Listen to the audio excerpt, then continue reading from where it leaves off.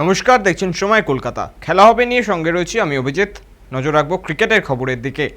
প্রথমেই রাখবো শুভমান গিল কি থাকবেন নাকি থাকবেন না, জসপ্রীত বুমরা খেলবেন না খেলবেন না, মোহাম্মদ সিরাজকে নেওয়া হবে না হবে না, শ্রেয়াস আইয়ার, যশস্বী জয়সওয়ালেরও বা কী হবে, তাদের কি অন্তর্ভুক্তি ঘটবে কোনোভাবে?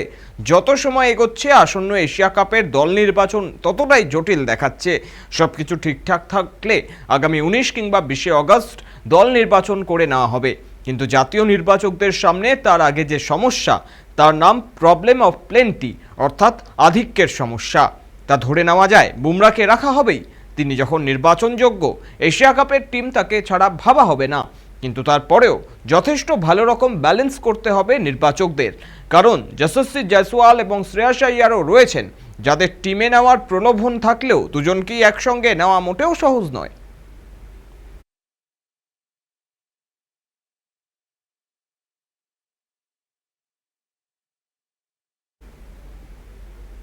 নিজের দলের বিরুদ্ধে আর্থিক অনিয়মের অভিযোগ এনেছিলেন, এবার সুর নরম করে মুখ খুললেন রবিচন্দ্রন অশ্বিন। সাফাই দিয়ে তার মত, আসলে কোনো পক্ষই ভুল করেনি।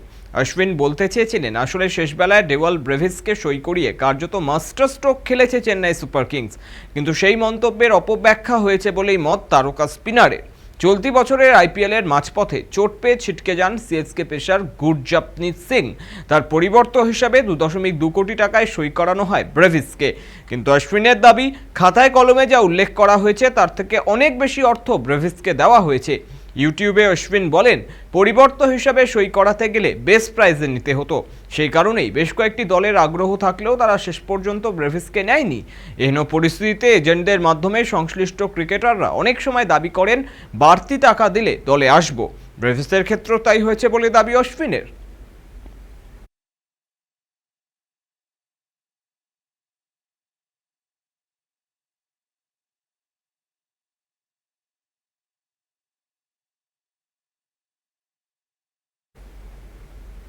নজর রাখবো ফুটবলের খবরের দিকে।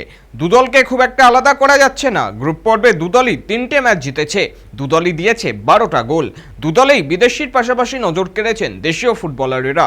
দুদল যা ছন্দে রয়েছে তাতে ডুরান্ডের ফাইনালে দেখা হলে হয়তো সবচেয়ে ভালো হতো, কিন্তু কোয়ার্টার ফাইনালেই মুখোমুখি তারা, অর্থাৎ ফাইনালের আগেই আরও একটা ফাইনাল। রবিবার ডার্বিতে নামার আগে মোহনবাগান ও ইস্টবেঙ্গলের মধ্যে কেউ কি এগিয়ে রয়েছে? উত্তর হলো না। এবার দুদল 50-50। সেই কারণেই হয়তো এই ডার্বির দিকে দুই প্রধানের সমর্থকদের নজর আরও বেশি। দুই প্রধানের দলের দিকে তাকালে গত কয়েক বছরের ছবি দেখা যাবে। মোহনবাগানের মূল দল একই রয়েছে, শুধু দেশীয় নয়, তাদের 5 বিদেশি ফুটবলারও পুরনো। গত মরশুমে তারা এই দলেই খেলেছেন। অন্যদিকে ইস্টবেঙ্গলে প্রচুর নতুন মুখ, বিদেশি ব্রিগেড প্রায় পুরোটাই নতুন।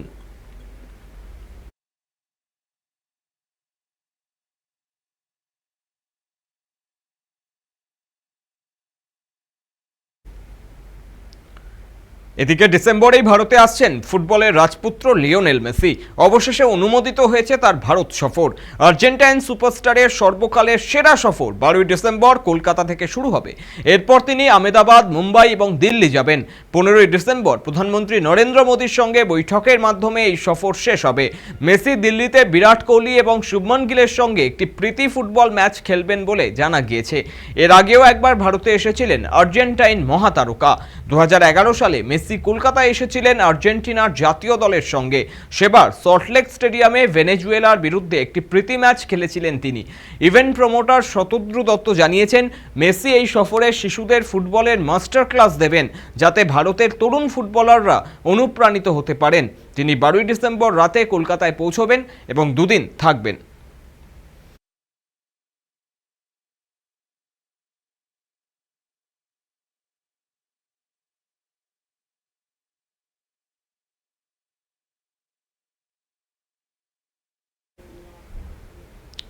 নজনের মায়োরাকাকে 3-0 গোলে হারিয়ে লা লিগা অভিযান শুরু করলো গতবারের চ্যাম্পিয়ন বার্সেলোনা।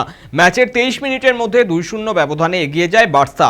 39 মিনিটের মধ্যে মায়োরকার দুজন ফুটবলার লাল কার্ড দেখেন। বার্সার এই সহজ জয়ও থাকলো বিতর্কের ছোঁয়া। 0-2 ব্যবধানে পিছিয়ে পড়ার পর খানিকটা গাজোয়ারি ফুটবল শুরু করেন মায়োরকার ফুটবলাররা। তবে মায়োরকা নজনের সঙ্গে যাওয়ার পরও তৃতীয় গোলের জন্য ম্যাচের প্রায় শেষ পর্যন্ত অপেক্ষা করতে হয়েছে হ্যান্সি ফ্লিকের দলকে। গোলের নিজেদের বেশ কিছু সহজ সুযোগ নষ্ট করেছেন বার্সেলোনার ফুটবলাররা। দ্বিতীয়ার্ধের সংযুক্ত সময়ের 4 মিনিটের মাথায় দলের হয়ে তৃতীয় গোল করেন ইয়ামাল।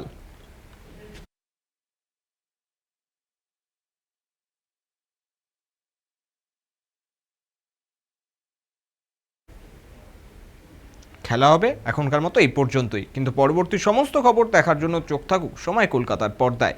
সময় বলবে সময়ের কথা।